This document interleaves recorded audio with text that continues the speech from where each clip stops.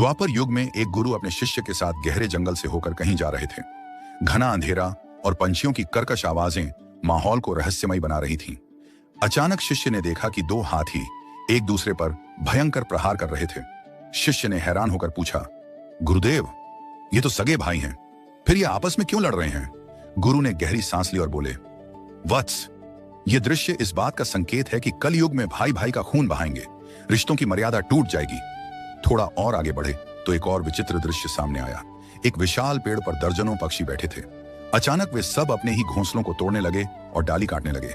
शिष्य ने घबराकर पूछा, गुरुदेव, ये पक्षी अपना ही घर क्यों उजाड़ रहे हैं? गुरु बोले, यह इस बात का संकेत है कि कलयुग में मनुष्य अपने ही घर को बर्बाद करेगा। परिवार टूटेंगे, रिश्ते नष्ट होंगे और इंसान अपने सुख सुविधा की खातिर अपनी जड़ें काट देगा। थोड़ी ही दूर जाने पर उन्होंने देखा कि एक किसान अपने ही बैल को निर्दयता से मार रहा है, जबकि वही बैल खेत जोतने में उसकी मदद करता है। शिष्य का हृदय कांप उठा और उसने कहा, गुरुदेव, यह कैसा अत्याचार है? इंसान अपने ही सहायक को कष्ट दे रहा है। गुरु ने गहरी आवाज में कहा, वत्स, ये इस बात का संकेत है कि कलयुग में इंसान अपने उपकारियों को भी भूल जाएगा। जो उसे सहारा देगा उसी को कष्ट पहुंचाएगा।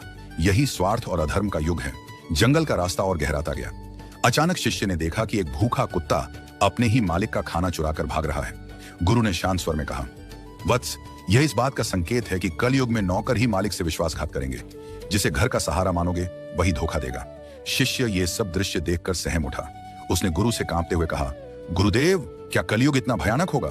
गुरु मुस्कुराए और बोले, हाँ वत्स, पर याद रखो, जिस व्यक्ति के भीतर सच्चा धर्म, करुणा और भक्ति होगी वह इस अंधकार से बचा रहेगा। आप भी कमेंट करके इस पर अपने विचार बताएं।